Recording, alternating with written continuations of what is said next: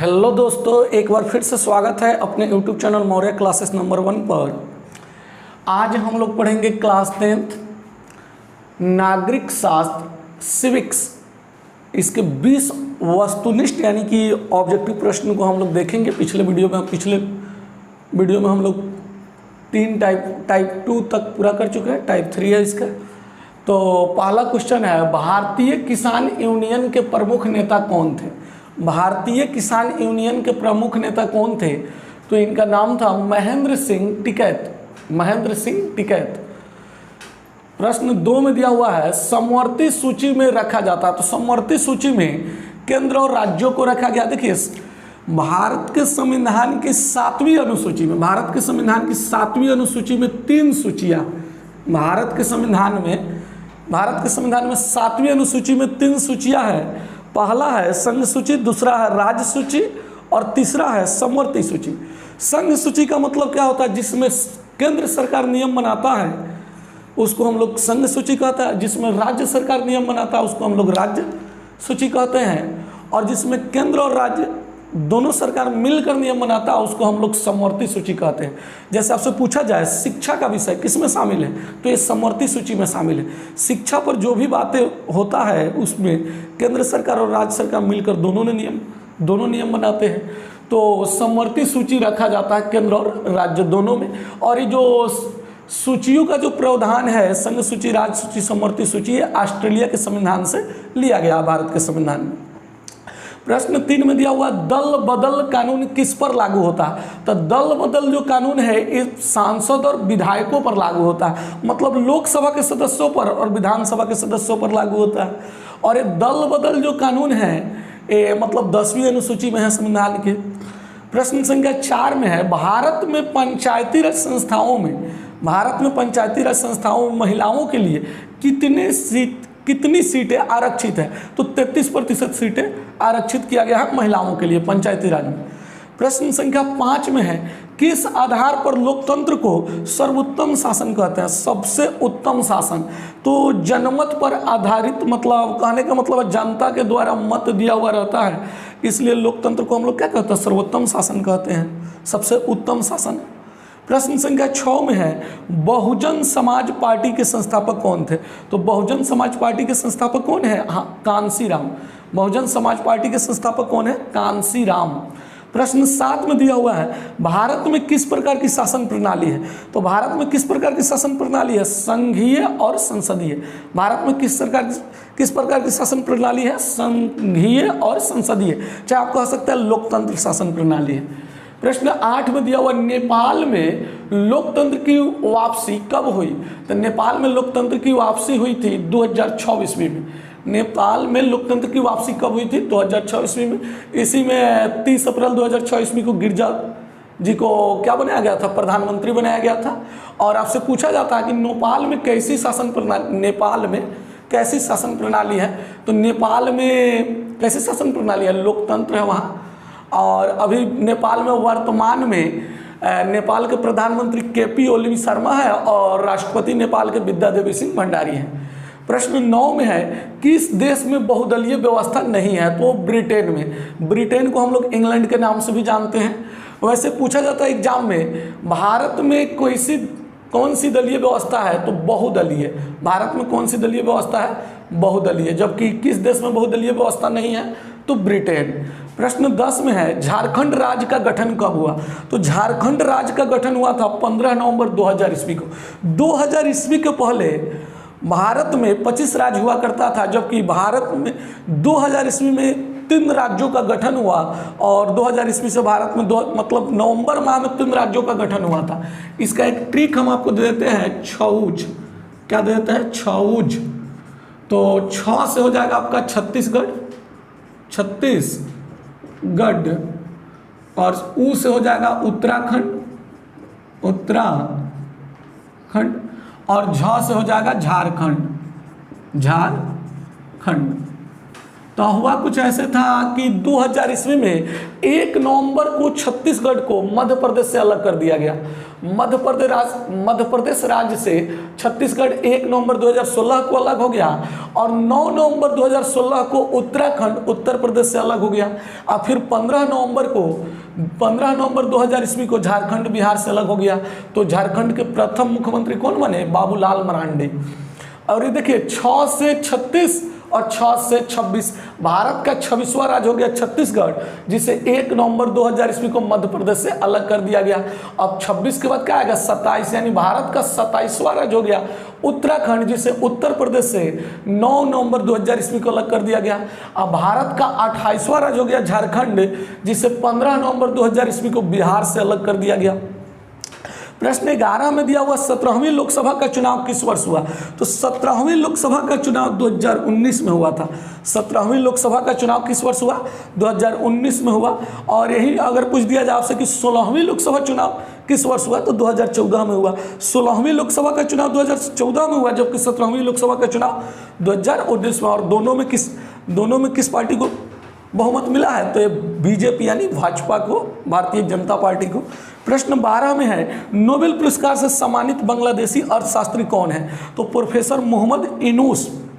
अगर वहीं पूछेगा नोबेल पुरस्कार से सम्मानित भारतीय अर्थशास्त्री कौन है, तो उनका नाम है डॉक्टर अमर्त्य सेन।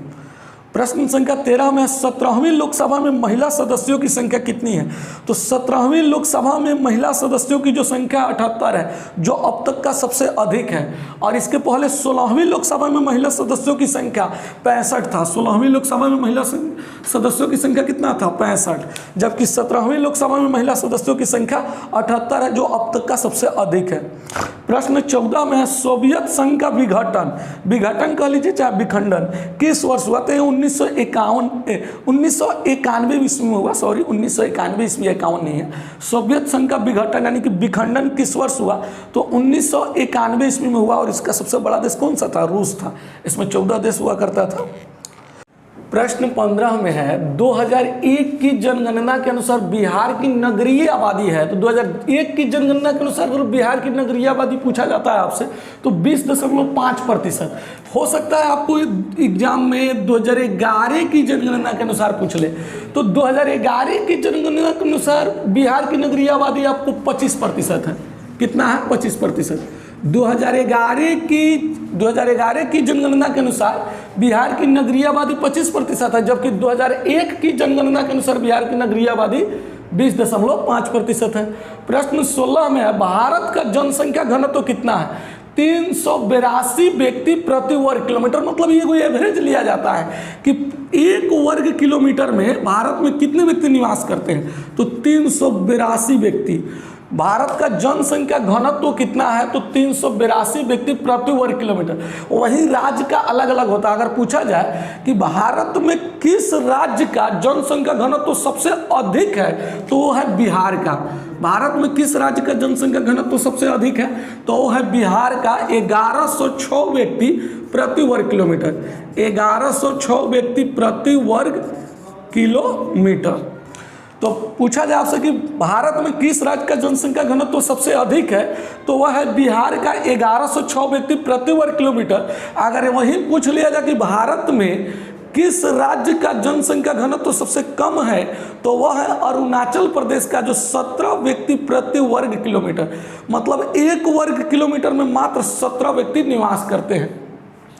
प्रश्न संख्या 17 पर आ जाते हैं हम लोग। भारत में सर्वोच्च न्यायालय के मुख्य न्यायाधीश की नियुक्ति कौन करता है? सर्वोच्च न्यायालय को हम लोग उच्चतम न्यायालय भी कहते हैं। सर्वोच्च न्यायालय को हम लोग क्या कहते हैं? उच्चतम न्यायालय कहते हैं। और इसको हम लोग इंग्लिश में सुप्रीम कोर्ट बोलते हैं, जो कहाँ है? दिल्ली में है। सुप्रीम कोर्ट यानी सर्वोच्च न्यायालय कहाँ है? दिल्ली में है उच्चतम न्यायालय, जिसमें मुख्य न्यायाधीश की नियुक्ति कौन करता है? राष्ट्रपति करता है। मुख्य न्यायाधीश की नियुक्ति कौन करता है? राष्ट्रपति करता है। अगला है प्रश्न संख्या 18 में अंतर्राष्ट्रीय न्यायालय का मुख्यालय। अंतर्राष्ट्रीय न्यायालय का मुख्यालय, यहाँ डबल वर्ग का हो गया है, सॉरी। अंतर्राष्ट्रीय न्यायालय का मुख्यालय कहाँ है? तो ये द हेग में है। अंतर्राष्ट्रीय न्यायालय का मुख्यालय कहाँ है? द हेग में। द हेग कहाँ पड़ता है? नीदरलैंड में। और नीदरलैंड का ही पुराना नाम क्या हुआ करता था? हॉलैंड। नीदरलैंड का पुराना नाम क्या था? हॉलैंड। हॉलैंड बोलिए, इसी को नया नाम क्या आ गया, नीदरलैंड। तो अंतर्राष्ट्रीय न्यायालय का मुख्यालय कहाँ है, द हेग में।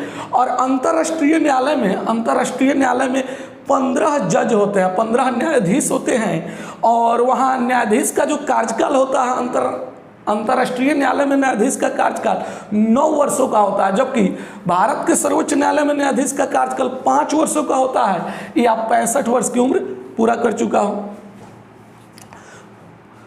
5 वर्ष भारत में सर्वोच्च न्यायालय के न्यायाधीश की नियुक्ति कौन करता है, तो राष्ट्रपति करता है। और यहाँ न्यायाधीश का कार्यकाल जो होता है 6 वर्षों का होता है, या 65 वर्ष की उम्र पूरा कर चुका हो।